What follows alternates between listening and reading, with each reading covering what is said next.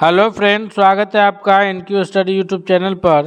Bihar DElEd 2025 का प्रवेश परीक्षा होना है। उसमें सामान्य हिंदी यानी हिंदी व्याकरण से 25 महत्वपूर्ण प्रश्न पूछे जाएंगे। तो आइए हम लोग टारगेट लेते हैं कि उस 25 में 25 प्रश्नों को सही करना है, ताकि जो है हम लोग को सरकारी कॉलेज में एडमिशन मिल सके। सवाल नंबर पहला है हमारे स्क्रीन पर कि इनमें से कौन सा भेद जो है वह संज्ञा का भेद नहीं है। तो संज्ञा हम सभी जानते हैं कि संज्ञा जो है वो किसी भी जगह, वस्तु, स्थान इत्यादि के नाम को कहते हैं। और 5 ग्रुप में संज्ञा के 5 भेद में बांटा गया है। कौन कौन सा है? तो एक है व्यक्तिवाचक संज्ञा, दूसरा है जातिवाचक संज्ञा, तीसरा है समूहवाचक संज्ञा, चौथा है द्रव्यवाचक संज्ञा और पांचवा है भाववाचक संज्ञा। तो अभी हम लोग जो आपको 5 हम संज्ञा बताए हैं उसमें व्यक्तिवाचक, जातिवाचक, द्रव्यवाचक तो शामिल है, लेकिन गुणवाचक नहीं है। अर्थात ऑप्शन नंबर बी इसका पहला नंबर प्रश्न का सबसे करेक्ट आंसर होगा। अगला प्रश्न की ओर बढ़ते हैं। सवाल नंबर दूसरा है हमारे स्क्रीन पर कि जातिवाचक संज्ञा शब्द है, इनमें से कौन सा शब्द जो है वह जातिवाचक संज्ञा है? जी हाँ, डॉक्टर है, कामायनी है, सुशील है और बचपन है। तो अगर हम लोग यहाँ पर ध्यान से देखें तो बचपन जो है यह भाववाचक संज्ञा है, जिसे हम लोग सिर्फ फील कर सकते हैं। सुशील जो है यह व्यक्तिवाचक संज्ञा है क्योंकि यह नाम है। लेकिन शब्द जो डॉक्टर है यह जातिवाचक संज्ञा है, यानी डॉक्टर कहने से हमें पूरी डॉक्टर जाति की बोध होता है। उससे हमें ये नहीं पता चलता कि वो महिला डॉक्टर या पुरुष डॉक्टर की बात हो रही है, या फिर हम ये नहीं पता कर पाते हैं कि यह किस बीमारी के डॉक्टर्स की बात हो रही है। अर्थात दूसरा नंबर प्रश्न का ऑप्शन नंबर ए सबसे करेक्ट आंसर होगा। सवाल नंबर तीसरा है कि मिठास शब्द है। जी हाँ, मिठास शब्द जो है वह फील किया जा सकता है। मिठास शब्द को नापा, तौला, गिना इत्यादि नहीं जा सकता। अर्थात यह भाववाचक संज्ञा के अंतर्गत आएगा। ऑप्शन नंबर सी तीसरा का सही उत्तर हो जाएगा। दोस्तों, एक एक प्रश्नों को हम लोग कवर कर रहे हैं। आपसे रिक्वेस्ट है कि यदि आप हमारे चैनल पर अब तक नए हैं, चैनल को सब्सक्राइब नहीं किया है, तो प्लीज़ चैनल को सब्सक्राइब करते हुए बेल आइकन को दबाइए, ताकि कोई भी अपडेट्स आए तो सबसे पहले आप तक पहुँचे। सवाल नंबर चौथा है हमारे स्क्रीन पर कि निम्नलिखित विकल्पों में से किस विकल्प में सभी शब्द समूहवाचक संज्ञा के उदाहरण हैं? जी हाँ, अब विकल्प दिए हैं सेना, कक्षा और सभा। उसी प्रकार है अध्यापक, मिठाई और समाचार। उसी प्रकार पशु, मानव, अच्छा। उसके प्रकार है चोरी, गुरुता और फिर साधु। तो यहाँ पर चोरी करना या फिर गुरुता या साधु ये अलग अलग संज्ञा है, लेकिन सभी में समूहवाचक संज्ञा की अगर बात की जाए तो सेना का एक समूह होता है। उसी प्रकार कक्षा में विद्यार्थियों का समूह होता है और उसी प्रकार सभा में भी समूह होता है। तो ऑप्शन नंबर इसका ए करेक्ट आंसर हो जाएगा चौथा नंबर प्रश्न का। अगले प्रश्न की ओर बढ़ते हैं हम लोग। नेक्स्ट क्वेश्चन देखते हैं। सवाल नंबर 5वां है हमारे स्क्रीन पर कि मानव शब्द के लिए उपयुक्त भाववाचक संज्ञा का चयन करना है। मानव शब्द से मानव जो एक संज्ञा का ये है, ये जातिवाचक संज्ञा के अंतर्गत मानव आएगा। तो मानव से हम लोग को क्या करना है? समूह ये इसका भाववाचक बनाना है। तो मानव से मानवता हो जाएगा।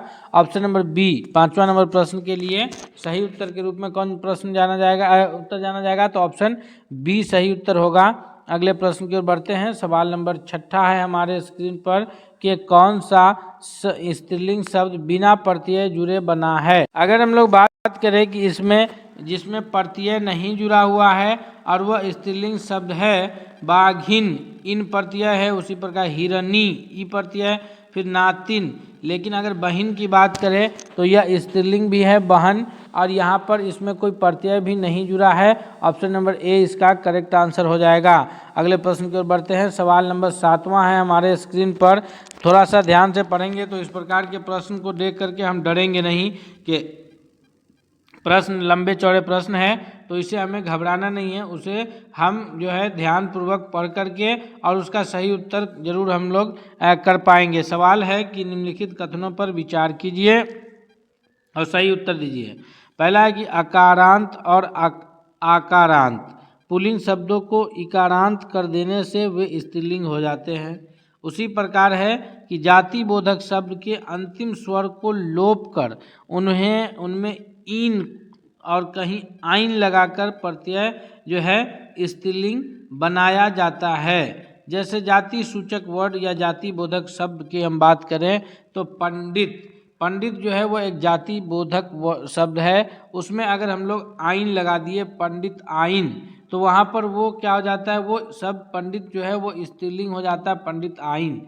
तो यहाँ पर आइन शब्द लगाने से जो है ये स्त्रीलिंग यानी जाति बोधक जो शब्द हैं, तो ये शब्द में अगर हम लोग जो है ये अंत में आइन प्रत्यय जोड़ देते हैं तो वह स्त्रीलिंग हो जाता है। तो इस प्रकार के जो सब ये हैं विचार है, एक कथन है, कथन एक भी और कथन दो भी दोनों सही है। ऑप्शन नंबर सी इसका सबसे करेक्ट आंसर हो जाएगा कि एक और दो दोनों सही है। अगले प्रश्न की ओर बढ़ते हैं।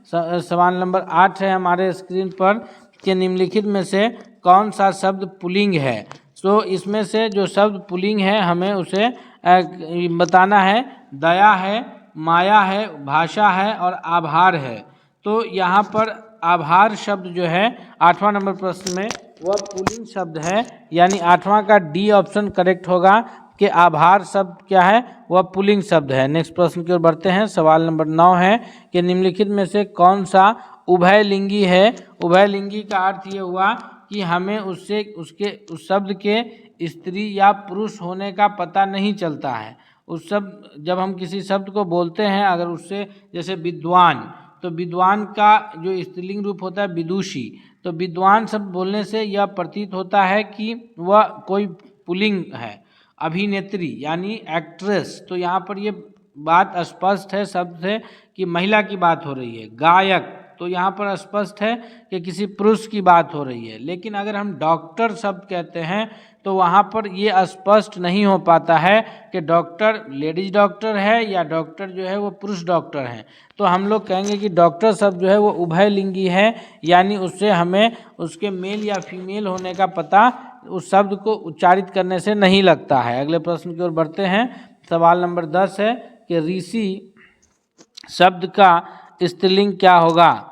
जी हाँ, ऋषि शब्द का स्त्रीलिंग जो है ऋषिनी, ऋषि पत्नी, ऋषिका या फिर ऋषि। तो इसमें सही उत्तर ऋषिनी ऑप्शन नंबर 1 करेक्ट आंसर के रूप में जाना जाएगा। सवाल नंबर 11 है कि जस दुल्हा तस बनी बारात का अर्थ क्या है। जस दुल्हा तस बनी बारात का अर्थ क्या होगा। ये मुहावरा है। मुहावरे का सही उत्तर देना रहता है क्योंकि उसमें ऑप्शन में लगभग उत्तर सही प्रतीत होते हैं। तो ये बेढंगा होना है, या साथी साथी एक ही जैसा, या सुंदर वस्तु के साथ ही सुंदर वस्तु का मेल होना, या संगठन के ही कार्य सिद्ध होता है। तो यहाँ पर अगर हम लोग बात करें कि जस दुल्हा तस बनी बारात का अर्थ है कि जैसा दोस्त वैसा ही उसका साथी, यानी साथी साथी एक जैसा, ऑप्शन बी करेक्ट आंसर होगा। हालांकि हम लोग सुंदर वस्तु के साथ ही सुंदर वस्तु का मेल होना ये मिलता जुलता ऑप्शन है, लेकिन नहीं होगा क्योंकि वो जो है फिर सुंदर वस्तु को हम लेंगे तो अन्य वस्तुओं की बात पर बेमेल हो जाएगा। इसलिए इसका जो सही उत्तर होगा वो होगा कि साथी साथी एक ही जैसा, जस दुल्हा तस बनी बाराती। अगले प्रश्न की ओर बढ़ते हैं। उससे पहले हम एक बार फिर आपसे रिक्वेस्ट करते हैं दोस्तों कि यदि आप हमारे चैनल पर अब तक नए हैं, सब्सक्राइब नहीं किया है, तो प्लीज़ आप चैनल को ज़रूर सब्सक्राइब कर लीजिए। और अगर यह वीडियो आपको पसंद आ रहा है, आपकी परीक्षा में लाभकारी साबित होगा, तो आप प्लीज़ इसको एक लाइक अपना ज़रूर दीजिए, दोस्तों के बीच शेयर कीजिए। सवाल नंबर 12 है कि बहाव शब्द में प्रत्यय कौन सा है। बहाओ, तो बह प्लस आओ, बह आओ, तो यहाँ पर प्रत्यय आओ प्रत्यय जो है वह इस शब्द में बहाव शब्द में लगा है, यानी हम लोग option number C correct answer बताएंगे क्योंकि सी में आओ है और आओ प्रत्यय लग करके शब्द के अंत में बह से बहाव हो गया। अगले प्रश्न की ओर बढ़ते हैं। सही उत्तर देखते हैं तीसरा का कि पुरोहित में उपसर्ग है। पुरोहित, पुरोहित में कौन सा उपसर्ग है।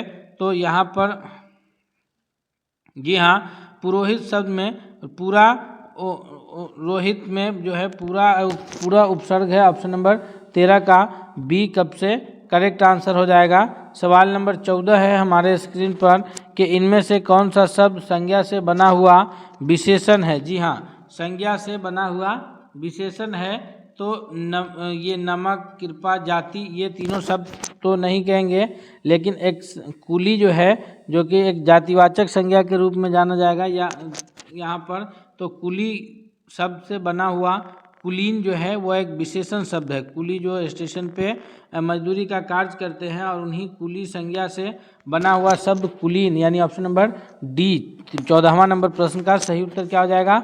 Option D. नेक्स्ट प्रश्न की ओर बढ़ते हैं। सवाल नंबर 15 है कि सिर हथेली पर रखने का क्या अर्थ है? जी हाँ, इस मुहावरे का सही अर्थ क्या है? सिर हथेली पर रखना तो वीरता का प्रदर्शन करना है, या पराजय स्वीकार कर लेना है, या मरने के लिए तैयार होना है, या फिर अहं का विसर्जन यानी अहंकार का विसर्जन करना है। तो सर हथेली पर रखना, या फिर इसको आप दूसरे शब्द में ये कहिए कि जान हथेली पर रखना, ये दोनों का जो अर्थ है वो ये है कि मरने के लिए हमेशा तैयार रहना, मरने के लिए तैयार रहना। ऑप्शन नंबर सी सबसे सही उत्तर होगा किसका? 15वां नंबर प्रश्न का। सवाल अगले की ओर बढ़ते हैं। सवाल नंबर 16 है कि जवान पर लगाम न होना का अर्थ है? जी हाँ, जवान पर लगाम न होना तो यानी स्पष्टवादी होना है, या अनावश्यक रूप से स्पष्टवादी होना है, या सदैव कठोर वचन यानी हमेशा कठोर वचन बोलना है, या सर्वत्र अपनी वगिमता का यानी अपने बोलने का जो है एहसास दिलाना है। तो सही उत्तर ये होगा कि स्पष्टवादी तो होना ही है, लेकिन अनावश्यक रूप से स्पष्टवादी होना। अब जुबान पर लगाम न होने का अर्थ है कि अनावश्यक रूप से यानी जहाँ पर आवश्यकता नहीं है बोलने की वहाँ पर भी बोल जाना, ये होता है जबान पर लगाम नहीं लगाना। अनावश्यक रूप से स्पष्टवादी होने को जो है कहते हैं जबान पर लगाम न होना। अगले प्रश्न की ओर बढ़ते हैं। सवाल नंबर 17 है हमारे स्क्रीन पर कि बुरी तरह हारने के लिए मुहावरा कौन सा होगा? बुरी तरह हारना, मुंह खून लगना, मुंह ताकना, मुंह की खाना, मुंह तरना। तो बुरी तरह हारने के लिए जो शब्द आता है वो है मुंह की खाना, यानी मुंह की ओर गिर जाना, हार जाना, ये जो है मुंह की खाना शब्द आता है। अगले प्रश्न की ओर बढ़ते हैं। अगर 18वां नंबर प्रश्न है कि दामिनी का पर्यायवाची शब्द है? जी हाँ, दामिनी का पर्यायवाची शब्द क्या है?